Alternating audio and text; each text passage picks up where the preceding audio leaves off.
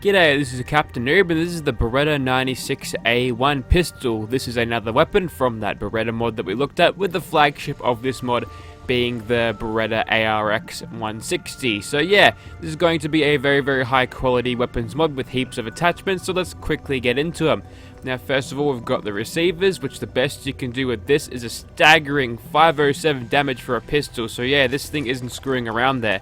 And with a rate of fire of 99, that seems to be pretty good. We are changing the caliber from 10mm to 45, but we've got plenty of 45, so that's fine. And for the barrels, we can go for that barrel that'll give us the longest range, accuracy, and the best weight there. Interestingly, the military one is inferior to this one somehow, except for the weight part of it. Never mind. Anyways, going on to the handle, you can have a military handle, you can have a samurai edge if you're a weeb. Does that actually do anything better than the military grip? I don't think it does, so yeah, we can go ahead and do that. And for the magazines, we'll just have a large quick eject mag as always, why the hell not? Now for the sights, you can have a holographic or a reflex sight attached to this via tactical rail, and that actually takes up the rail on the bottom, so that's kind of neat. You can have glow sights if you feel like it's too much, and of course you can have a ACOG scope on it if you feel like it's a little bit too much, but I'm going to go for something a little bit more interesting. We'll go for an iron sight night ghost ring there, just like the old Battlefield times. Now for the muzzles, we got a muzzle brake on right now, but we can have two suppressors if we feel like it. This one looks slightly better than this one, so I'm going to attach that. That gives us almost 650 damage, which is crazy for a pistol, but whatever. You can also attach a stock onto this if you feel like it. That'll actually give you the kneecapper effect on that, which is kind of interesting. It also requires rank 4 gun nut and science there, so I guess it's really mind-bogglingly scientific to put a scope on a pistol like that. But since that'll interfere with the animations, I'm going to leave that alone. And for the colors, let's go for that one, Ring of Crow. That makes it nice and black, I suppose. Although, I kind of like that color better. Maybe the Samurai Edge is the way to go on this. Maybe if I change up the grip to Samurai Edge, maybe that'll make this thing full black. Perfect, okay. It's nothing to do with anime, that's good. I should probably have suspected that. This thing is not made by Americans, it's made by Russians. Anyways, this is a underbarrel attachment point if you feel like it, so we can put a laser pointer there. I think this would make a little bit more sense if you already had the tactical thing on it. As you can tell, it's floating on, which is unfortunate, so yeah, we'll leave that as nothing for now, and we'll also grab another one of these, maybe with a stock too, so we can see that and work. But anyways, that is our Beretta 96A1. We'll take this into Immersive Gunner's Plaza on the outside, because at 633 damage, I feel like we're going to be doing fine with this. Also, I failed to point this out before, but there's actually an attachment point of this thing that's a little bit more up a little bit if you're actually attaching this thing without the reflex sight thing on it. So apologies for that, that's just me being a dumbass. Yeah, this is our stocked one. It looks like a little bit of an abomination, but sure. We're also going to run this one not with a suppressor, so someone out there can hear the custom sounds of it unsuppressed. Like, that's important, right? We're going for damage here. Okay, trying out some new sensitivities today. Hopefully we can actually aim better. Anyways, I really like the ring glow side on this. That looks really cool. This is what we look like in third person. We're going to be using some deliver animations, judging by what animation replaces are on, which is some award daddy stuff. And looking at this thing in third person, it's not really a whole lot different from your other Beretta pistols, but the numbers in the gun's name is higher, so that means it's better somehow. Anyways, we'll get stuck into some of these gunners here, and with the damage being 633 as a base damage, when you multiply all of that by sneak attack criticals and get all those modifiers out of that, yeah, we're going to be pretty much one-shotting every gunner that we see, which is kind of scary. Overpowered, obviously, but whatever, this is fine. As long as the mod can allow you to do that without me editing it, I'm going to say that shit's a-okay. So we're just going to keep on spamming sneak attack crits for as long as we can. When we do get detected, and hopefully this blood bug will help us out there, I'll show you this thing off when it's actually suppressed. But for now, we're just killing these guys as easy as you really can. Haven't detected me yet. For all they know, there's just a phantom gun floating in the air, killing every single one of them. None of them are that particularly perceptive, but again, stealth is a little bit overpowered in these games, so that is why it is comically easy to take out these gunners like this. Oh yeah, this is too much. So, yeah, I'm really kind of glad that I came out in Immersive Gunners Plaza for this because, as you can tell, we are just laying waste to everyone. Now, that one's got a laser sight on her, which means I believe she's got an M9 or some Beretta of some description on her too. What did you have there? You had a penetrate. Oh, she had a 96A1 too. Well, too bad for her she wasn't stick attack critting, otherwise she could have actually done some serious damage to me. Okay.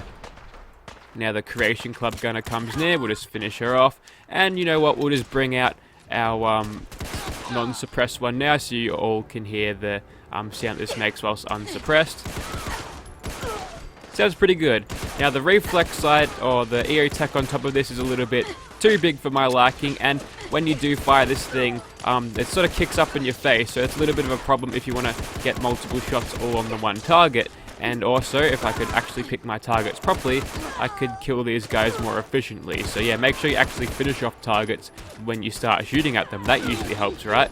Also, it looks like we get a tracking thing above gunners that we do shoot, which is great.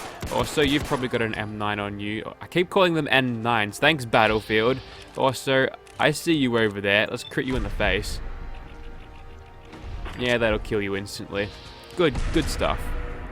So just sprinting up here, we get a look at those sprint animations, which are kind of interesting. I really do like the look of this thing with the microwave on the top of the gun.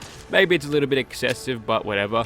With this, we should be able to get heaps more VAT shots than our glow ring one, but we'll check that out actually. No, they're about the same. Okay, so it looks like this thing sort of does act as a reflex sight, but I'm really liking all the customization options of this. This is not the time for nerd rage, Raine. Bloody hell.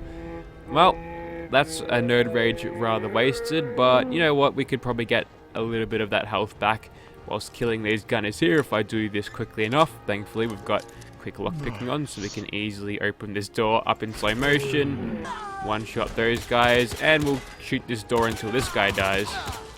Okay, so now we've leveled up, so we've got all of our health back, which is nice. We'll quickly finish off the gunners inside, and then we'll move on to some monsters. Maybe run the gauntlet. I feel like a gauntlet is a good time to test this thing on. So, we'll jump inside, and we'll do this loud and proud like. Okay, whipping out our toaster on top of our little pistol here. We'll just go ahead and take out that turret right away so we can aggro all of the gunners.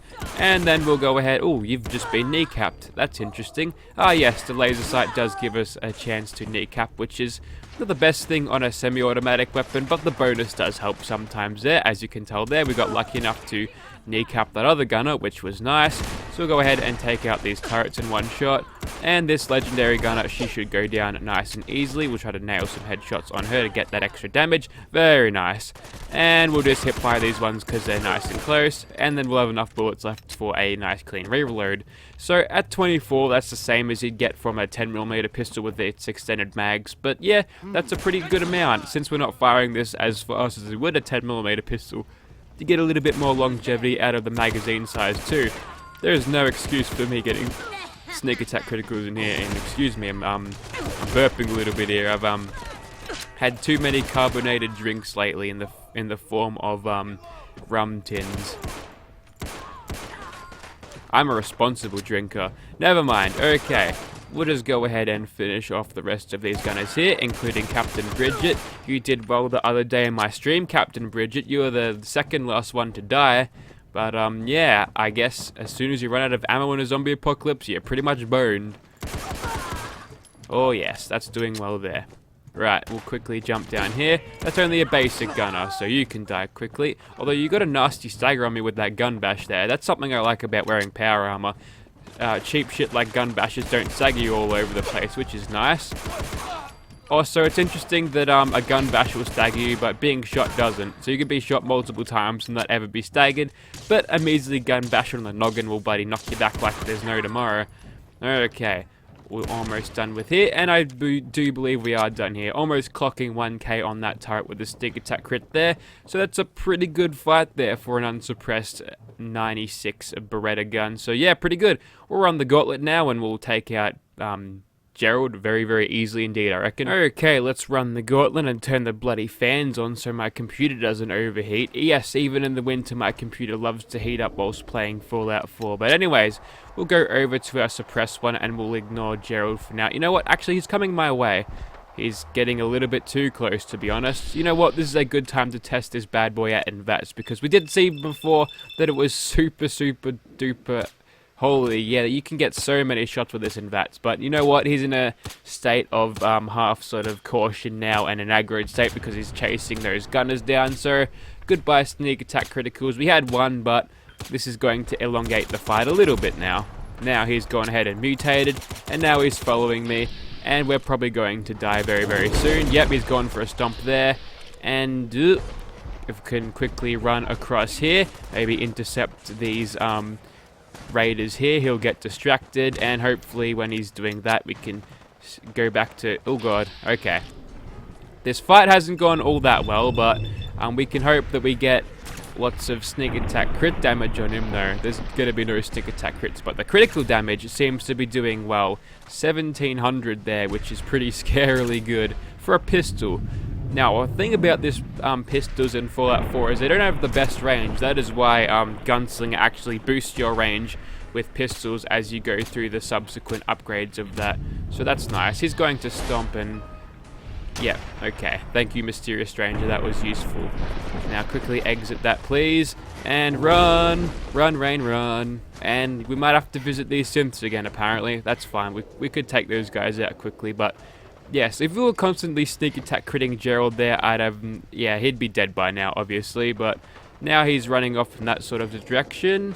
Maybe we can get a cheek sneak attack crit on him as he's running away there. Yes, his pathing really doesn't do him any favors when it's like that. Stupid Fallout AI demands that they run away if they can't find a way to actually attack their enemies, if they're melee dudes. That's why I find Deathclaws run away. Even in earlier games, also, it's just a legendary super mutant warlord. We can't exactly one-shot him, but you know what? He's a super mutant warlord. They're never one-shotted unless you've got it. Ooh, that was close. Alright, let me just target your face, please. There it is. Alright, we'll go for a crit there, see if we can't kill you then. Ooh, almost 5,000 damage on him. Yeah, this thing's definitely overpowered, but we kind of need that overpoweredness now to kill Swan. I mean, not Swan, Gerald. Man, I gotta call him by his correct name. Okay, so there he goes, and now we can kill all of his super mutant friends, because why not? We'll finish this run up by just clearing out the scrap metal place. I can't remember what it's called. Sometimes my memory of Fallout 4 location names is bad, but I sort of know where everything is, but back when I used to explore the world quite a lot, I think it's Big John Salvage. It's coming back to me. Anyways, as we get closer, we'll definitely find out for sure, but yeah, you can pretty much destroy all enemies that are, you know, strong and scaling to your level in this game with this thing. Yep, Big John Salvage, I was right. Good stuff. Okay, I see no reason to just sneak attack crit every super mutant in this place, and I think we'll call it a video there. Not exactly one-shotting these guys, which kind of sucks, but you know what, we can go ahead and cheese this a little bit in VATS, except I ran out of criticals when I attacked Gerald there. Also, my glow ring has decided to not glow as well as it did before, so that's a shame. Okay, what super mutants do we have shots on? We've got a 72% chance to hit him. Concentrated fire will quickly get our accuracy up, which is good. And then we can go ahead and shoot this one that was behind him. I think I got a collat on that dude before too, so that was kind of nice. We'll one-shot that super mutant warlord.